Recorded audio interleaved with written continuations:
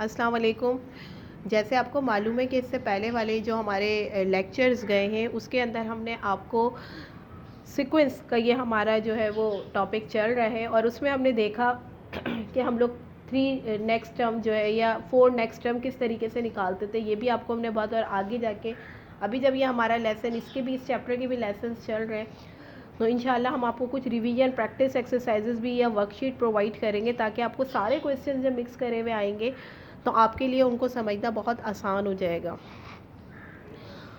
इससे पहले जो हमारे लेक्चर्स गए उसमें हमने आपको cumulative property, associative property of addition and multiplication both study करवाया। साथ ही साथ फिर हमने आपको बताया कॉन्जेक्चर क्या होते हैं, ठीक है ना, या काउंटर एग्जाम्पल से उसको कैसे प्रूव करते हैं, ये भी सब चीज़ें, ये टॉपिक आप कर चुके हैं। आज जो हमारी रिकॉर्डिंग है, आज जो हमारा लेक्चर है, एक्चुअली वो है डिस्ट्रीब्यूटिव प्रॉपर्टी के हवाले से। डिस्ट्रीब्यूटिव प्रॉपर्टी का topic as compare to the other topic थोड़ा सा आसान है, लेकिन अगर कॉन्सेप्ट क्लियर हो, जैसे यहाँ देखिए मैंने एक आइडेंटिटी, एक एक्सप्रेशन लिखा हुआ है ए बी प्लस। अब चाहे प्लस हो चाहे माइनस हो, ठीक है, तरीक़ेकार एक होगा। अब यहाँ देखिए ये ए बी से भी मल्टीप्लाई हो रहा है और फिर ये ए सी से भी मल्टीप्लाई हो रहा है, then they become A B plus A C. इसी तरह नीचे देखिए यहाँ मैंने सब्ट्रैक्ट लगा दिया है, तो ये भी हो गया A B minus A C. इसी सेम चीज़ को मैंने नंबर्स की शक्ल में भी एक्सप्रेस किया है कि अगर सपोज़ एग्ज़ाम के अंदर इस तरह के सवाल आते हैं, 4 लिखा हुआ है, यहाँ कोई भी साइन नहीं है, तो उसका मतलब क्या है कि ये आपस में मल्टीप्लाई हो रहे हैं। तो ये लिखा हुआ है 6 + 2, तो कैसे करेंगे, 4 को 6 से करेंगे, फिर 4 को 2 से करेंगे, तो ये आ गया हमारे पास 4 6 जो भी आप इसको सॉल्व करना चाहें। मैंने तो आपको एक्सप्रेशन लिखने का तरीका सिखा दिया। अब हम आते हैं पेज नंबर 376 पे। पेज नंबर 376 पे एग्जाम्पल नंबर 1 दी हुई है कि use the distributive property to evaluate. आपने डिस्ट्रीब्यूटिव प्रॉपर्टी का इस्तेमाल करते हुए इस सवाल को इवेल्यूएट करना है। देखिए ये सवाल बिल्कुल इसके साथ मैच कर रहा है, इसी शक्ल का सवाल है ये। तो 8 को -9 से करेंगे, फिर 8 को +4 से करेंगे। अलजबरा के अंदर साइन का याद रखना बहुत ज़रूरी है।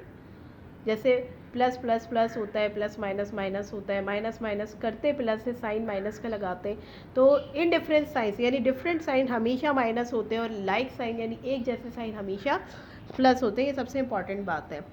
तो ये इस तरीके से या इस टेक्निक से सॉल्व होगा।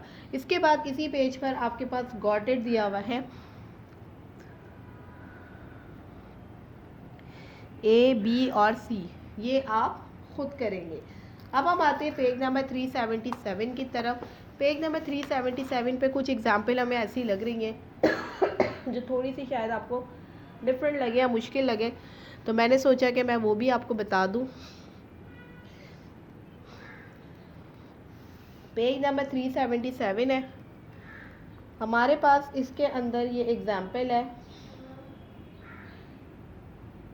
ठीक है ना। Use the distributive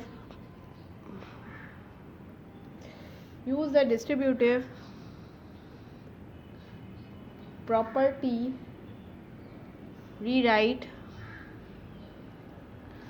the each expression।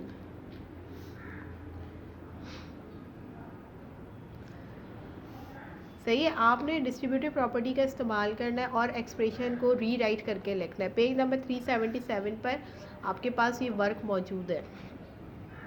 अब देखिए किस तरह से करेंगे। इसके अंदर जो 2 दिया हुआ है ये मैं सॉल्व कर दूं आपको। 4x + 7, कुछ भी मुश्किल नहीं है। सवाल देखने के बाद हमें पता चल रहा है जो हमने स्टार्टिंग में आपको कंडीशंस बताई थी और सिचुएशन बताई थी, ये उससे बिल्कुल मैच कर रहा है। यहाँ कोई साइन नहीं है और ब्रैकेट है, ब्रैकेट में क्या हो रहा है, एडिशन हो रही है। हमें पता है इसको इससे मल्टीप्लाई करेंगे, फिर इसको इससे मल्टीप्लाई करेंगे, देन 4 + 4 7, देन दे बिकम 4 को x से करेंगे 4x, 4 7 28। This is your required answer. अच्छा एक और बात, यहाँ पर एक चीज़ आपको मैं और बता दूँ जो आप इससे पहले वाले टॉपिक में भी गलती कर रहे थे, जो आपको क्लियर नहीं हो रही थी। यहाँ पे ये बात है, देखें अगर आप ये सोचें कि टीचर ये यहाँ पे मज़ीद सॉल्व भी तो हो सकता है, प्लस का निशान आ रहा है, सॉल्व हो सकता था, अगर 28 के साथ भी ये सेम अलजेब्रिक एक्सप्रेशन होता, x होता, ठीक है ना। अभी ये बिल्कुल एक जैसा एक्सप्रेशन नहीं है, यानी यहाँ पे वेरिएबल है और यहाँ पे सिर्फ कांस्टेंट गिवन है। तो जब इस तरह की सिचुएशन आती है ना, तो ये सवाल मज़ीद सॉल्व नहीं होता, ठीक है। ये मैं आपको फिर दोबारा रिपीट कर देती हूँ कि अगर आप ये बोले टीचर ये 4 और 28 दोबारा ऐड भी तो हो सकते हैं, ये इस कंडीशन में ऐड नहीं हो सकते, बिकॉज ये अलजेब्रिक फिनोमिना है और ये सिर्फ कांस्टेंट है, इसके साथ कोई भी वेरिएबल अटैच नहीं है। अगर यहाँ पे x होता तो फिर 4x और 2x 28x प्लस होते, लेकिन चूँकि यहाँ पे x मौजूद नहीं है तो ये फिर यहीं तक ही आंसर होगा। इसके बाद 3,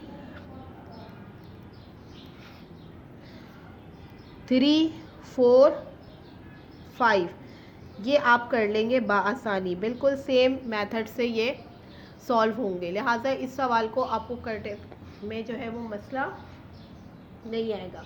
बस जो पॉइंट मैं आपको बता रही हूँ ना, आपने उन पॉइंट्स को बहुत नज़र में रखना है और उस चीज़ को सवाल करते वक्त आप पूरी अटेंशन रखें कि भाई टीचर ने क्या पॉसिबिलिटीज़ बनाई हुई है। आप ज़बरदस्ती ये ना करें भाई मैं इसको ये कर दूँ, अच्छी बात है क्वेश्चन दे के पॉसिबिलिटीज़ तलाश करें, लेकिन ये ना करें कि जैसे आपने पिछली दफ़ा जो मैंने आपकी चेकिंग की थी, जिसकी बिना पर मैंने आपका ये जो रीटेस्ट कंडक्ट किया था,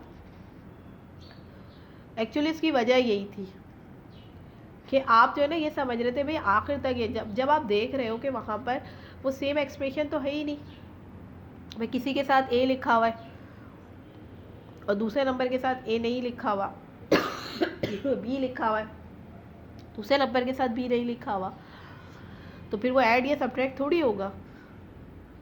एक्सप्रेशन का एक जैसा होना बहुत ज़रूरी है, तभी वो ऐड और सब्ट्रैक्ट होते हैं। समझ आ रही है बात? तो ये चीज़ जहन में रखिएगा। इसके बाद नंबर 6 पार्ट है जो मुझे ऐसा लग रहा था कि आपको डिफ़िकल्ट लग रहा होगा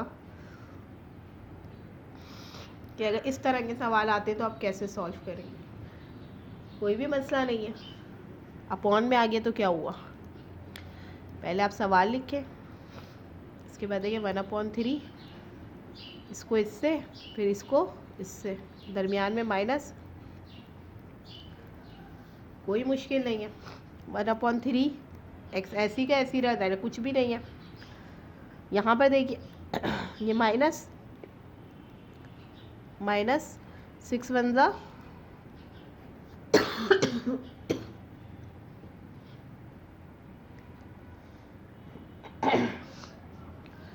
अब यहाँ देखिए ये जो गलती करता है ना स्टूडेंट सबसे ज़्यादा, वो ये होता है साइन की गलती। किस तरीके से, ये देखिए जब हम ब्रैकेट खोलते हैं ना तो माइनस माइनस यहाँ क्या हो गया, प्लस हो गया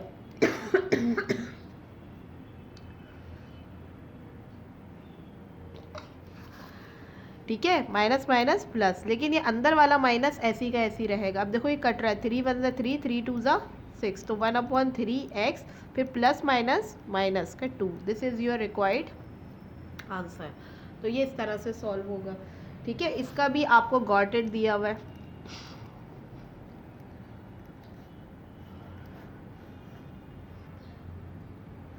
डी से लेकर जी तक ये आपने प्रॉपरली करके मुझे भेजना है, सिर्फ आंसर नहीं लिखने।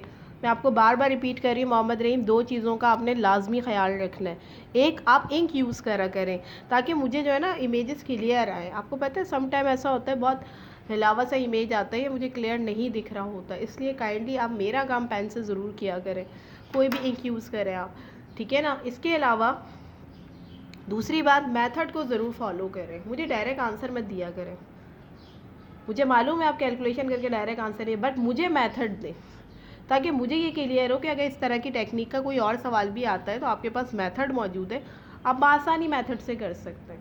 इसीलिए मैं आपको इतना ज़्यादा वर्क नहीं दे रही, आप तसल्ली से बैठ के जिस तरह मैं सॉल्व करके आंसर निकालती हूँ ना, काइंडली आप भी उसी तरह निकालें, ताकि अगर आउटसाइड ऑफ द बुक कोई भी, जैसे मैं सवाल आपको दे देती हूँ, तो जब आप ये देखो यार मैंने इस मेथड के 20-30 सवाल कर लिए, मेरी प्रैक्टिस हो गई, हाँ, फिर आप जो है वो मेंटली जो है वो कैलकुलेट करके आंसर डालें, लेकिन मेथड ज़रूर फॉलो करें। मेथड फॉलो नहीं करेंगे फिर आगे आपको बहुत मसला होगा, क्योंकि ये तो अभी छोटी छोटी से एक्सप्रेशंस है, आगे जब बड़े एक्सप्रेशंस आएंगे तो आप परेशान हो जाएंगे। तो इसलिए मेथड ज़रूर फॉलो कीजिए। इंशाल्लाह अब नेक्स्ट वीडियो में इसको कंटिन्यू करेंगे। जज़ाक